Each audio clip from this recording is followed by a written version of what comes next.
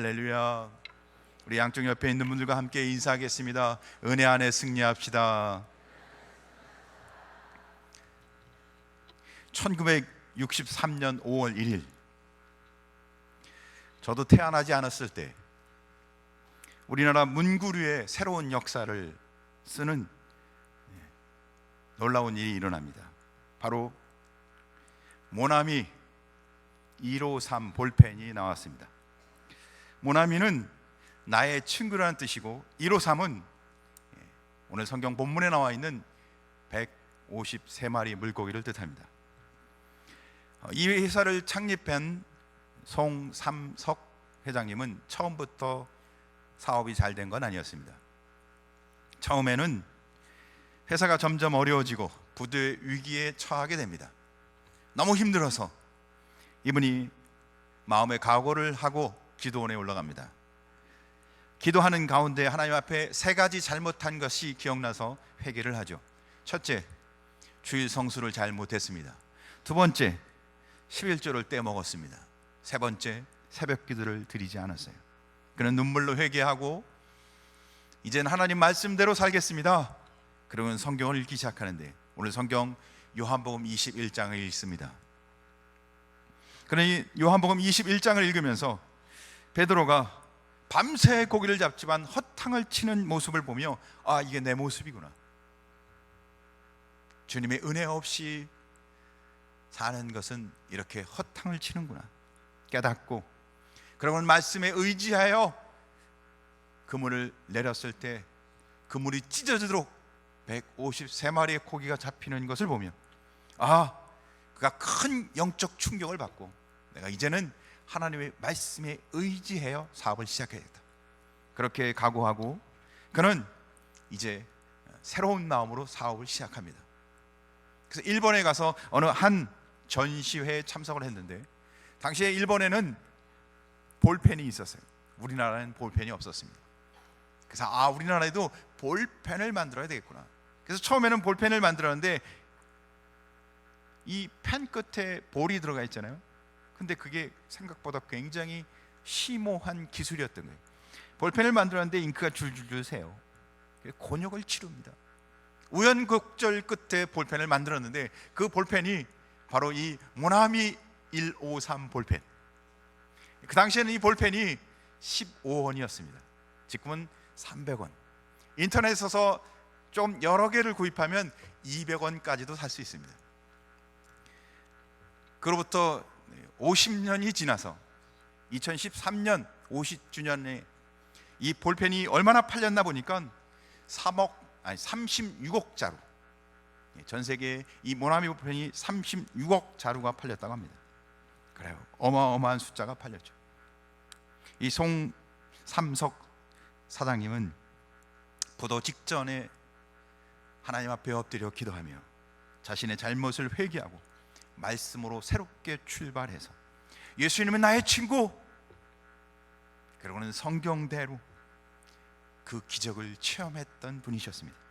사랑하는 성도 여러분, 그 기적이, 그 은혜가 오늘 예배하는 온 성도들 삶 속에서도 고백되어지고 체험되어지길 주의 이름으로 축복합니다. 오늘 성경 말씀은 부활하신 주님이 제자들에게 세 번째로 찾아가는 장면입니다. 베드로를 포함해서 7명이 예수님을 만납니다. 그런데 오늘 성경을 가만히 보니까 제자들이 예수님을, 부활하신 예수님을 잘 알아보지 못합니다. 눈으로 보고 음성을 듣지만 예수님을 잘 알아보지 못해요. 3년 동안 다녔던, 3년 동안 그분과 함께 했던 제자들이 부활하신 주님을 만났는데 그분이 옆에 와서 이야기를 하고 있는데 알아보질 못해요. 믿질 않고 있어요. 어떻게 보면 굉장히 한심하다고는 생각이 듭니다. 예수님이 십자가에 달려 죽기 직전 제자들에게 예고를 합니다. 나는 부활한 이후 갈릴리로 갈 것이다. 너희는 갈릴리 가서 기다리고 있어라. 그런데도 불구하고 제자들은 의심하고 이 부활하신 주님을 믿지 못하고 그분을 알아보지 못하고 있습니다. 많은 사람들은 내가 알고 있는 것과 믿는 것이 같다고 생각합니다. 아니요, 우리가 알고 깨닫고 있으면 다 믿는다고 생각해요. 그렇지 않습니다. 믿는 것은 머리로 이해하고 깨달은 다음 이제는 그의 삶 속에 손, 발, 언어가 변화해서 정말 그 믿는 대로 살아가는 것이 진짜 믿는 것이죠. 우리의 신앙도 마찬가지입니다. 부활하신 주님을 알고 머리로 이해한다고 해서 그가 정말 믿고 살아가는 건 아니죠. 실제로는 부활하신 주님이 그의 삶 속에 함께하지 않는다면, 정말 나와 함께하신 부활의 주님, 그분과 날마다 삶 속에서 고백하지 않는다면 정말 믿는 것일까요? 우리의 신앙생활의 어려움과 한계죠. 우리가 정말 부활하신 주님을 안다고는 하지만, 부활하셨다는 걸 끊임없이 설교와 성경을 통해서 듣긴 했지만, 나의 삶 속에서 그분과 늘 함께하는 삶을 사느냐? 우리는 여전히 어쩌면 부활하신 주님과 함께하고 있다는 것을 믿지 못하기 때문에 주저하고 엉뚱한 생각을 하고 머뭇거리고, 사랑하는 성도 여러분, 그런 모습이 어쩌면 저와 여러분의 모습인 줄도 모르겠습니다. 그런데 예수님은 우리를 포기하지 않습니다. 제자들도 포기하지 않았습니다. 그래서 오늘 세 번째로 그들에게 다시 찾아가 제자들을 만나십니다. 부활하신 주님은 자기를 믿지 않고 자기를 알아보지 못하는 그 제자들에게 다시 찾아가시는 사랑의 주님이십니다. 끊임없이 믿는다고 고백하지만 사실은 믿지 않는 그들, 주님의 손과 발에 못 박힌 자국을 보면서도 믿지 못했던 제자들, 때로는 더 확실한 증거를, 더 분명한 표적을 요구했던 그들, 때로는 조금만 어려워도, 조금만 힘든 일이 생겨도 예수님 정말 나와 함께 합니까? 불평하고 원망하는 삶을 사는 그들에게 예수님은 다시 찾아가셔서 그들을 만나십니다. 그리고는 이렇게 말하세요. 내가 너희와 함께하고 있다. 나는 너희를 사랑한다. 사랑하는 성도 여러분, 주님의 이 음성을 듣고 믿음과 신앙의 자리로 나가시는 성도 되길 주님으로 축복합니다. 사랑하는 성도 여러분, 우리는 오늘 이 성경 본문에 나오는 베드로와 그의 제자들의 모습이 우리의 모습이 아닌가를 생각해 보아야 한다고 생각합니다. 우리가 열심히 달리고 열심히 수고하지만 내가 수고한 만큼 결과가 없어서 낙심하고 있지 않나요?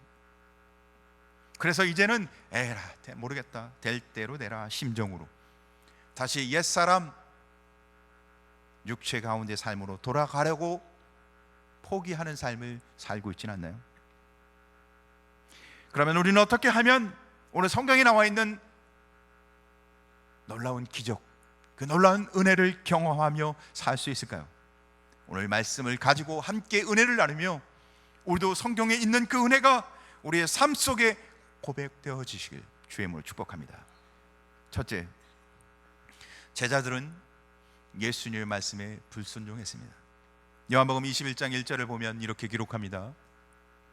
그 후에 예수께서 디베랴 호수에서 또 제자들에게 자기를 나타내셨으니 나타내신 일은 이러하니라.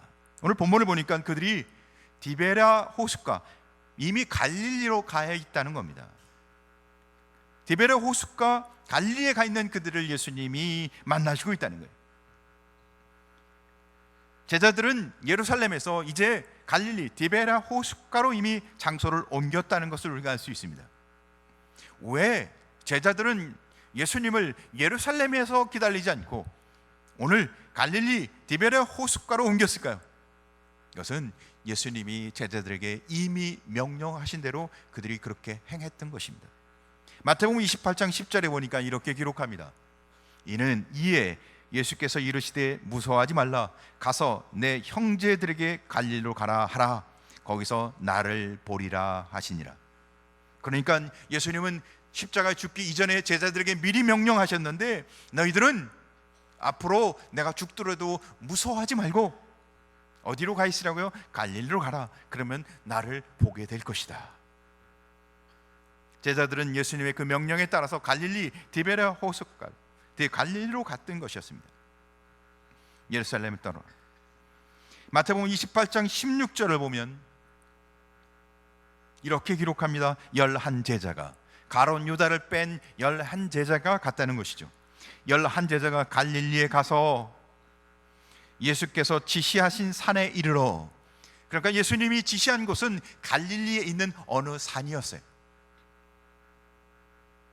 그런데 오늘 성경은 그들이 어디에 가 있다고요? 산이 아닌 디베랴 호숫가, 바닷가에 가 있어요. 이 디베랴 호숫가를 우리는 바다라고도 이야기합니다. 누가 갔냐면 11명이 다 가진 않고 7명만 갔습니다. 요한복음 21장 2절에 보니까 시몬 베드로와 디모도라는 도마와 갈릴리 가나 사람 나다나엘과 세베대의 아들들과 또 다른 제자 둘이 함께 있더니, 11명이 갔지만 고기를 잡으러 간 사람은 7명이었습니다. 그들은 예수님의 명령에 따라 갈릴리의 어느 산으로 갔습니다. 11명이 주님의 말씀에 따라 간 것이었습니다. 그런데 그들은 그 산에 머물지 않고 4명은 그 산에 머물고 7명은 바다로 갑니다. 오늘 성경에 기록되어 있는 그 7명은 바다로 갑니다. 무엇을 뜻하나요? 그들은 온전히 순종하지 않고 예수님의 명령에 불순종하고 있는 모습을 오늘 성경에 기록하고 있다는 거예요. 요한복음 21장 3절을 보면 이렇게 기록하죠. 시몬 베드로가 나는 물고기 잡으러 가노라 하니 그들이 우리도 함께 가겠다 하고 나가서 배에 올랐으나 그날 밤에 아무것도 잡지 못하였더니, 제일 먼저 떠났던 사람이 누구냐면 베드로였어요. 그래요. 예수님의 명령에 따라서 11명이 어디로 가요? 갈릴리의 어느 산에 갔습니다. 그런데 예수님이 오신다고 하는데 기다려도 오시지가 않는 거예요. 우리가 원하는 시간에 오셔야 하는데 오시질 않으세요. 한동안 기다렸는데 예수님이 얼른 오셔야 되는데 급기야 성미가 급한 다혈질인 베드로가 자기 성격대로 뭐라고 얘기해요? 나는 물고기 잡으러 간다. 예전에도 베드로는 이런 적이 있었죠. 겟세마네 동산에서 기도하지 않고 그 급한 대로 하다가 시험에 빠집니다. 이번에는 똑같이 또 기도하지 않고 성급하게 먼저 행동합니다. 결국 시험에 빠지게 되죠. 그런데 그렇게 하는 행동을 보면서 베드로의 말과 함께 다른 제자들도 동조하고 있다는 거예요. 그 급한 참지 못하고 자기 뜻대로 하고 있는 베드로의 모습에 다른 제자들도 동조해서 뭐라고 얘기해요? 우리도 함께 하겠다고. 예수님이 명령하신 것을 끝까지 인내하며 기다리는 것이 아니라 우리도 함께 하겠다고. 그래서 7명의 제자들이 예수님이 명령한 대로 산에서 기다리지 않고 그들은 어떻게 해요? 배에 올라 고기를 잡는데 밤새 고기를 잡습니다. 그 7명은 그 디베랴 바닷가에서 잔뼈가 굳은 전문적 고기를 잡는 지식과 경험이 있는 어부들이었어요. 우리는 여기서 한 가지를 주목해 봐야 합니다. 예수님이 그들을 제자로 삼으신 것은, 그들을 제자로 부르신 것은 사람을 낚는 어부로 삼기 위해서였습니다. 근데 이제 그들은 도로 물고기를 낚는 어부가 되고자 바닷가로 갑니다. 예수님이 갈릴리 산에서 기다리려고 하는 것을 기다리지 못한 것, 그것도 불순종입니다. 그런데 그들이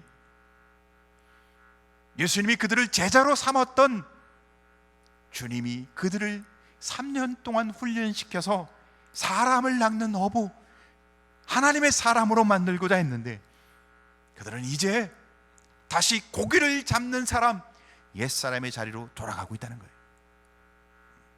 예수님은 제자들에게 산으로 가라고 명령하셨습니다. 그런데 그들은 그 명령과 다르게, 그 말씀과 다르게 바다로 갑니다.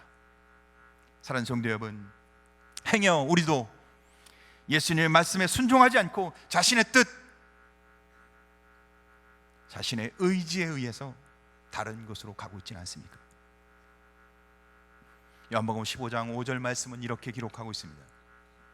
나는 포도나무요 너희는 가지라. 그가 내 안에 내가 그 안에 거하면 사람이 열매를 많이 맺나니 나를 떠나서는 너희가 아무것도 할 수 없습니다. 나무에서 떠난 가지는 열매를 절대 맺을 수 없습니다. 그 비유를 들어서 예수님은 이렇게 말하세요. 우리가 예수를 떠나서는 아무것도 할 수 없느니라. 사랑하는 성도 여러분, 우리는 예수 안에 거해야 합니다. 예수님과 함께 해야 합니다. 우리의 모든 수고는 예수 안에서 이루어져야 돼요. 예수 밖에서 이루어지는 수고는 다 헛되다는 것입니다. 사랑하는 성도 여러분, 예수님이 기뻐하는 주님의 뜻에 따라, 주님의 말씀에 따라 주 안에 거하는 성도가 되시길 주의 이름으로 축복합니다. 두 번째, 예수님 밖에서 행한 제자들의 수고는 헛될 뿐이었습니다. 요한복음 21장 3절은 이렇게 기록합니다. 시몬 베드로가 나는 물고기 잡으러 가노라 하니 그들이 우리도 함께 가겠다 하고 나가서 배에 올랐으나 그 밤에 아무것도 잡지 못하였더니, 뭐라고 기록해요? 그들이 7명이 배를 타고 고기를 잡으러 갔는데 그 밤에 아무것도 잡지 못했대요. 그 7명은 그 디베랴 바닷가에서 잔뼈가 굵은 어부들이었습니다. 물고기 잡는 기술, 경험, 또 물고기 잡는 장비, 그리고는 그 7명이 협력하여 밤이 새도록 노력을 했는데도 불구하고 그들은 뭐라고요? 단 한 마리의 고기도 잡지 못했다는 거예요. 이거는 예상된 일이에요. 요한복음 21절에 말하지 않습니까? 아니, 요한복음 15절에 말하지 않습니까? 15장에 말하지 않습니까? 예수님을 떠나서는 아무것도 할 수 없느니라. 사랑하는 성도 여러분, 7명의 제자들은 자기의 힘을 따라 뭔가 할 수 있다고 했어요. 그러나 예수님의 말씀은 전혀 다릅니다. 너희는 아무것도 할 수 없느니라. 나가서 배에 올랐으나 그날 밤에 아무것도 잡지 못하였더니, 사랑하는 성도 여러분, 예수님을 떠나서는 아무것도 할 수 없다는 것을 깨닫는 성도 되시길 주의 이름으로 축복합니다. 정말 중요한 것은 요한복음 21장 4절과 5절 말씀입니다. 한번 같이 제가 읽겠습니다. 날이 새어갈 때 아침이 밝아왔다는 뜻입니다. 예수께서 바닷가에 서셨으나 제자들이 예수이신 줄 알지 못하는지라. 예수님이 누군지를 알아보질 못해요. 예수께서 이르시되 얘들아 너희에게 고기가 있느냐 대답하되 없나이다. 그래요, 고기 못 잡은 것도 실패죠. 근데 진짜 실패는 뭐예요? 3년 동안 예수님과 함께 했던 이 제자들이 부활하신 예수님을 알아보지 못한다는 거예요. 우리 신앙의 가장 중요한 나의 구원자 예수 그리스도를, 그것도 제자라고 말하는 이들이 오늘 성경에 보니까 예수인 줄 알지 못하는지라. 물고기 못 잡은 게 실패가 아니에요. 예수님이 누군지 모르고 살아가는 거예요. 예수님이 누군지 모르고 신앙생활을 해요. 사랑하는 성도 여러분, 오늘 읽지 않았지만 8절을 보면 그들이 예수님으로부터 한 90m쯤 떨어져 있었어요. 그리고는 예수님을 보고 있고 예수님의 음성을 듣고 있었습니다. 먼 거리가 아니에요. 그런데 중요한 것은 제자들은 예수님을 알아보지 못합니다. 예수님이 자신을 나타내어 그들에게 찾아갔지만 그들의 불순종, 그들의 인간적 노력은 예수님이 누구인 줄 알아보질 못하는 거예요. 예수님과의 관계가 상실되었다는 얘기입니다. 내 노력, 내 힘으로 신앙생활하는 사람은 예수님과 함께 할 수 없다는 뜻입니다.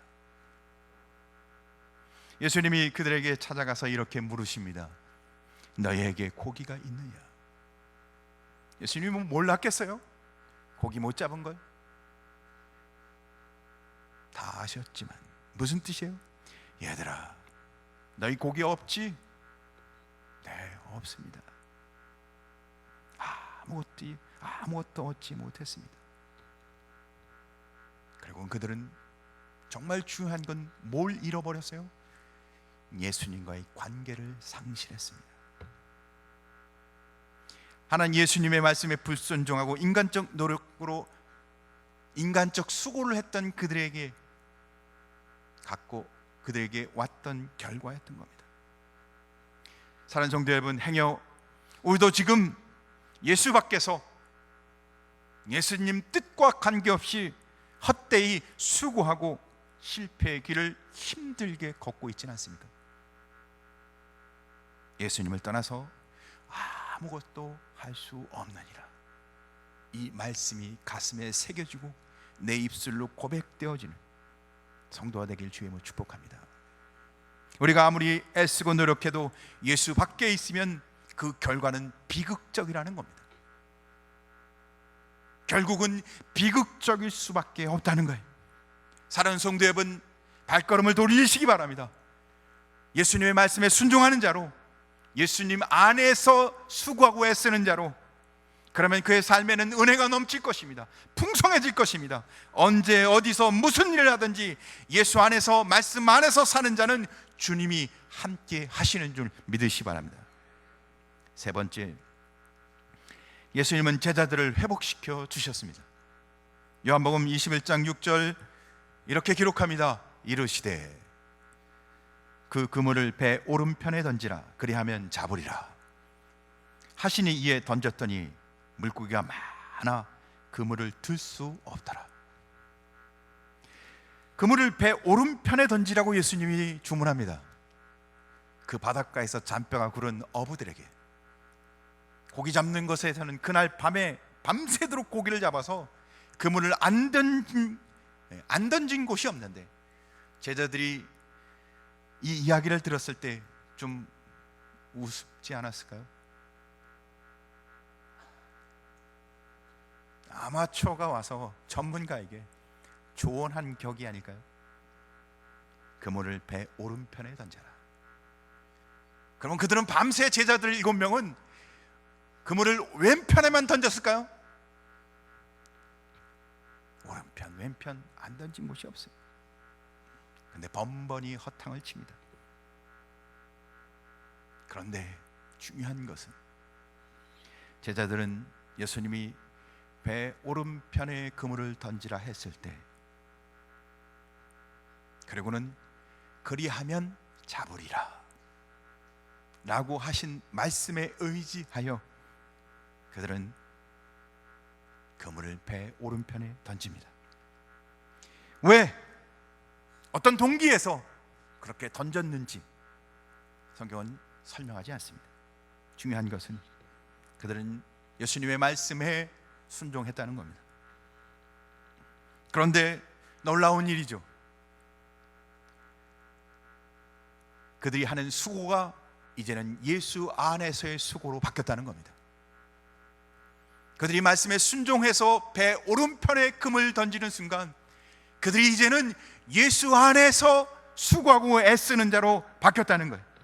그래서 그 결과는 물고기가 많아 그물을 들 수 없더라. 사랑하는 성도 여러분, 예수 안에서 수고하는 자는 은혜가 넘치는 줄 믿으시기 바랍니다. 예수 밖에서 밤새워 수고하지만 실패의 연속이었지만 예수 안에서 수고하는 자는 주님이 함께 하십니다. 주님이 그의 인생을 책임지십니다. 요한복음 21장 7절 같이 한번 읽을까요? 시작. 예수께서 사랑하시는 그 제자가 베드로에게 이르시되 주님이시라 하니 시몬 베드로가 벗고 있다가 주님이라 하는 말을 듣고 겉옷을 두른 후에 바다로 뛰어 내리더라. 그들이 변화가 일어나죠. 예수님이 배 오른편에 그물을 던지라 했던 그 말에 순종했던 제자들은 어떻게 해요? 예수님이 누구인 줄을 알게 됩니다. 제일 처음에 누가요? 요한이, 그의 사랑하는 자가 요한인데 그 요한이 그분이 바로 예수님인 걸 알고 예수님이시다 베드로에게 알려줍니다. 그럼 베드로는 주님이라는 이야기를 듣자 그도 깨닫고 어떻게 해요? 성미 급한 베드로는 예전 같으면 고기를 잡고 있는 중이라 겉옷을 벗고 있어서 그대로 뛰어 들어갔겠지만 이제는 어떻게 해요? 겉옷을 입고 뛰어 들어갑니다. 예수님을 만나기 위해서. 무슨 뜻인가요? 그들이 이제 주님과의 관계가, 주님이 누구인지를 깨닫고 관계가 회복되어지는 모습을 보여주고 있습니다. 물고기가 153마리, 엄청난 물고기가 잡힌 것도 기적입니다. 그러나 더 중요한 것은 그들이 이제는 예수님이 누구인지를 알게 되었다는 거죠. 그래서 예수님은 이제 제자들과 함께 식사를 하시고 베드로에게 이렇게 말하십니다. 너는 어린 양을 먹이라. 너는 내 양을 치라. 내 양을 먹이라. 나를 따르라. 그리고 그들에게 일꾼으로서 사명을 주십니다. 자기 노력, 자기 열심, 자기 힘으로 살려고 할 때는 예수님을 알아보지 못했지만 주님 말씀에 순종했을 때 그들은 주님이 누구인 줄 알게 되고 그리고 주님은 그들에게 사명을 주십니다. 사랑하는 성도 여러분, 그들은 이제 물고기 잡는 어부가 아니라 사람을 낚는 어부로, 주님의 일꾼으로, 하나님의 사람들로 바뀌는 것이었습니다. 사랑하는 성도 여러분, 주님도 우리에게 오늘 말씀하십니다. 그물을 던지라. 여러분은 어디에 그물을 던지시겠습니까? 사람을 낚는 어부로서의 삶을 살아가라는 뜻입니다. 지난 수요일에 다산 신도시 아파트가 여러 곳에 올라가고 있는 현장 기도를 다녀왔습니다. 저희 구역 리더들과 함께 60명의 구역 리더들이 함께 5대의 차에, 승합차에 나눠 타고선 현장에 갔습니다. 찬바람이 쌩쌩 부는 현장에 휑한 그 현장 바닥에 저희는 섰습니다. 바람이 찼어요. 기도 제목을 3개를 나누며 하나님, 이 남양주를 복음화 시켜주옵소서. 특별히 이 다산 신도시에 입주하는 영혼들이 복음을 듣게 해주시고 500가정을 보내주옵소서. 그리고는 마지막으로 우리 금곡교회가 복음을 전하는 열정이 회복되고 복음 전도의 사명을 감당하는 교회가 되게 해주옵소서. 그러면 열심히 기도하고 기도를 마치는데 그 찬바람이 따뜻한 동풍이 되어서 불어왔습니다. 기도를 다 마치고 똑같이 이야기했어요. 성령의 바람이 불었다고. 우리가 현장에 가서 기도하는데 하나님은 내가 너의 기도를 듣고 있다, 그렇게 응답하시듯 따뜻한 바람을 불어주셨습니다. 사랑하는 성도 여러분, 예수 믿는 거룩한 성도들이여, 그물을 던지십시오. 사람을 낚는 어부의 삶을 사시길 주님의 이름으로 축복합니다. 기도하겠습니다.